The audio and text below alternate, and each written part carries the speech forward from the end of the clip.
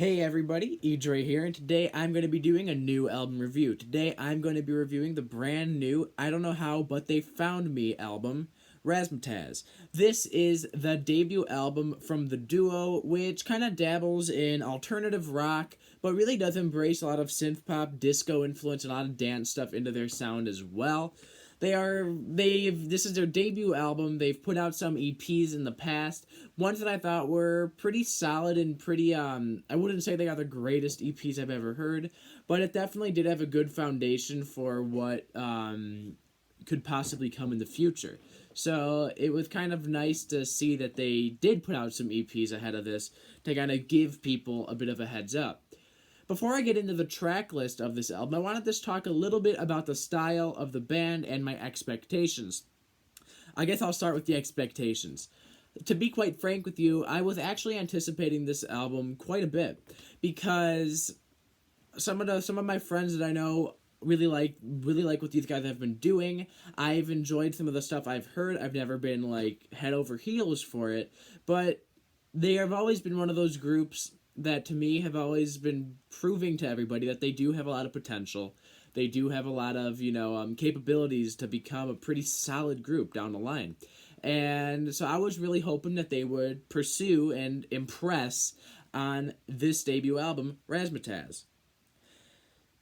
To go into the sound of this album before I get into the tracks, like I said, it's a very good blend of that acoustic drums, like the very, well-played drums with like a lot, even electric guitar in there, while still having a very electronic, very synthy, very dancey and disco-y, tone to it, which is something that I think they managed to pull off quite well here. And overall, I have very little complaints about the arrangements and the compositions of the songs. The songs themselves are actually composed quite well. In the arrangements of the different instruments being layered above comes across very advanced, very well planned out, well thought out, and it just comes across very, very good. I was very pleased with the arrangement. But let me get a little into each of the tracks here because I do have a wide array of opinions from track to track, and this may take up the majority of the review because I have a lot to talk about here. The album opens up with the track Leave Me Alone, which is undeniably, I think, one of my favorite tracks on the album. It is very disco-inspired. It's a very solid opener. It definitely treats the listener with a good little preview of the kind of style and sound they are going with on this debut album. It's a really well-thought-out track, very solid core of the track. Even if you strip down everything, it's still a solid track. So I was very pleased with Leave Me Alone. The following track, however, Mad IQ's, has some very solid vocals, probably some of the best vocals on this entire album, with some excellent, very pleasing to the ears, thick and gritty synth bass throughout it, which I was very satisfied with. I really like that style. However, the core of the song itself was kind of average, and I'm going to take a little moment to explain what I mean by that when I'm talking about the core of a song. When you listen to a song, most artists really love to spice up their songs with a lot of good production, a lot of layers, a lot of instrumentation, and all that, to really kind of give that song an edge. But when I'm talking about the core of a song, I'm talking about stripping away all of those layers, all of that production, and at the end of the day, what you end up left with is the core of the song. No extravagant production, no advanced instrumentation, just the chords, the composition, and the lyrics and all that, and the melodies and everything. And unfortunately on this album, when you boil down a lot of these tracks to the core of the song, take away all the great production and arrangements and all that, unfortunately, a lot of the songs are kind of subpar or average, and Mad IQ's is definitely one of them. It's one of those tracks that to me really does feel like a song that was really boosted up in the studio with a lot of great production, and like I said, a lot of that good synth sounds. But at the core of the song, it's an average track. And I will say this right now, the further you get into the album, especially the middle half of the middle chunk of the album, this becomes a very common theme. A track like Nobody Likes the Opening Band is All right. I mean, it starts as a very Queen-inspired sounding piano ballad, which, once again, great vocals with some goofy and fun and entertaining lyrics. But overall, it just kind of feels like a filler track, even though I know it is a pretty well executed song. And from this point on, we do kind of get into some of the more rocky parts of the album. And what I mean by rocky is bumpy.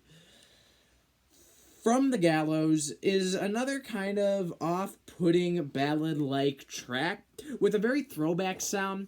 Well, in some parts it sounds like the sort of 20s jazz with the little trumpet part of it, which I thought was a little interesting. I kind of liked how they brought that in there. It also kind of has a very loungy feel to it, a very 70s Elvis-y loungy feel to it. And I thought it came across pretty well, but it's just, once again, it's a song that to me it feels like it wasn't fully complete and that they added all these little features such as the fitter happier type vocals to kind of add a little bit of spice to it. And I think the two tracks to me, or actually three tracks to me, that really stick out in the middle of the album as being very filler like, very have weak song chords but have a very extravagant production, is the songs Clusterhug, Sugar Pills, and Kiss Goodnight. Clusterhug might honestly be my least favorite song on the album. In many ways, it sounds like a Killer's outtake or B-side that really didn't make the cut for a reason. And a song like Sugar Pills is a lot less interesting of a track. It has a not-so-good chorus, one that kind of just left me kind of like, eh. And it's really like the pinnacle of this whole of the mid-album slump, as I like to call it. The album does kind of slump down in the middle. And Kiss Goodnight is sonically much more pleasing, sonically much more captivating and immersive. Definitely a really interesting listen. However, it lacks a lot of substance. I still get those Killers vibes to it, and like I said before, the actual core of the song itself is a little weak. And you could add as much extravagant production and tremendous soundscapes on top of this song, Kiss Goodnight, but it still kind of falls short because the base of the song, I think, is a bit weak. That being said, this is not a really negative. I'm not here to negatively just pan the album. There's a lot of highlights on here. The song New Invention to me was kind of a highlight. Well, I did feel like the core and the foundation of the song was average at best. It has a very badass and fat groove to it, which I thought was very well executed and a very good, uplifter on the album. It's a very good relieving song, it has a very good feel to it, a very good vibe to it. Overall, New Invention, I think, is one of the top tracks on this album. And luckily, the closing track, Razzmatazz, I think is one of the best, if not the best song on the album. It's a solid banging closer with a great outro. I love the addition of the horns at the end, and honestly has one of the best chord progressions I have heard on a song all year. That closing chord progression kind of radiates so many emotions that it's a perfect closer to this album. So overall, how do I feel about this album? As you could tell, I have some mixed opinions on a track-by-track basis. Well, I think this album does have a good amount of highlights, well-executed tracks, with some solid songs on there. Unfortunately, like I've said multiple times already, a lot of the songs in the middle of the album, as well as some of the more shorter, piano-based ballady tracks, they just don't have a good foundation or a good core to the song. So even though they add a whole bunch of great production and composition strategies to these tracks, the root and the base of the songs of a lot of these, such as Clusterhug, just kind of fall short for me. Now, that being said, this is a solid debut album. This was sort of what I was expecting and what I was hoping for. It has a very tight and captivating sound with some very captivating and immersive soundscapes throughout it. Great compositions. I love the use of synth and blending it with the more acoustic, in-your-face drumming.